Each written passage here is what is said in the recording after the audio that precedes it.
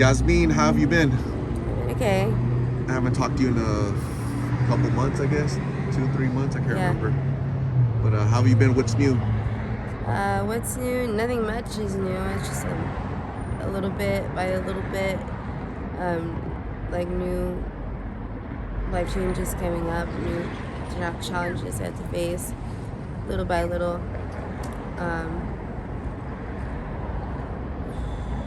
Otherwise, like nothing like big has happened, other than like my progress towards methadone, like going to the methadone clinic. Me and Orlando are at the same clinic now, so we can go together. But we just have to like get used to our dose so that we continue to lower our pill intake and eventually just follow our hopes, if that makes sense. So you guys are going to a methadone clinic. How does that work? What are the steps? What do they ask of you? So it's usually the same process. When we go to CMS, Community Medical Services, that one. So the intake process is pretty long. It's like at least it's at least an hour and a half or 3 hours.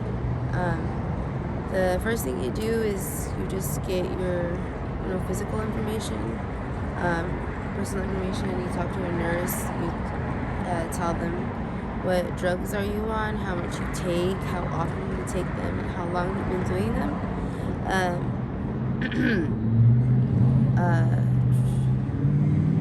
And that like determines what your dose is going to be, and you can also personalize it. Like if you want other meds for mental problems or sleep, you can also get that. You can talk to a therapist as well. Sorry, that distracted me. But yeah, so you talk to them about that, and then you see the nurse, you see the therapist, and you see the doctor. That's the physician, the person who's going to be actually giving you your methadone. And yeah, it all takes about 3 hours usually. After that, you just start going every day. When you get in line, you check in and they add you to the queue. Your number gets called, you go up to the desk, and you literally just take your drink and you're done, and it takes less than 5 minutes. So every day you have to go and they give you a pill and then that's it? You're done? No, it's liquid, actually. It's a liquid, like okay. Liquid. It looks like cough syrup. It's like in a little cup. I think the lowest dose is 30 milligrams. And I don't know what the highest is, but I know there's people who are like over 100 milligrams. But the goal is to basically you find the dose that is right for you, and then you rely on that for a while. Once you feel comfortable, you get a bridge dose, which is it's just lower than the dose you're comfortable with. After that, you go lower, you taper down, so that eventually you're not going to rely on such a high dose or the dose at all. You can eventually just kind of just be clean, like, completely. And how long do you think that will take? Will it take weeks or months? Months. I think it's months. I think something I read in the clinic or one of the nurses themselves said a year to like guarantee that you could be you won't be so lenient on it. So you just walked into the clinic and you said, "Hey, we want help," and do they ask for ID? Do they ask for insurance? What do they ask you for? They ask, actually, yeah, they do ask. They ask for your ID and your insurance. They accept access, because I have access and a secondary insurance. And I believe that's it. If you don't have access though, or you have to pay, or they'll try to set you up with a copay. But there are people who pay, who make payments every month. What if you walked in and you didn't have identification? What would they tell you to do? If you didn't have ID, that's happened before. That's happened with me before because I forgot my ID, and I don't think it's a big problem. I think they just verify your identity through your insurance, and they tell you, well, you're just being an excited. And what if you walk in, somebody walks in and they don't have any insurance at all, no access insurance? Like, will they help you apply for access insurance, which is state insurance? Yeah, actually. Yeah, they give you resources. There's the site called HEA Plus. I think that's what it's called. But it's the site for like all of like welfare resources, like Social Security, SSI, food stamps, EBT, medical insurance, all of that. Like if you want to apply for all, you can apply for all of them at once, or if you want to apply for food stamps, you can apply for food stamps. But they give you that site. I forget what the exact web address is, but they give you that. So once you're done with your dosage and you're all good with the methadone, blues are out of your system, what's your guys' plan? Like, what do you hope to do? To like build just to become functional. Like, it's obviously it's easier said than done, but they're huge steps. Like, it's not a lot of steps, but they're huge steps, and it takes a lot. But right from the beginning, it's hard.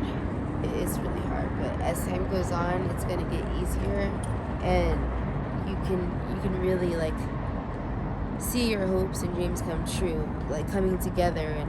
And before, when we did it, like I couldn't believe that I did it even for that long, those few months, and it was just like, oh, I actually did it.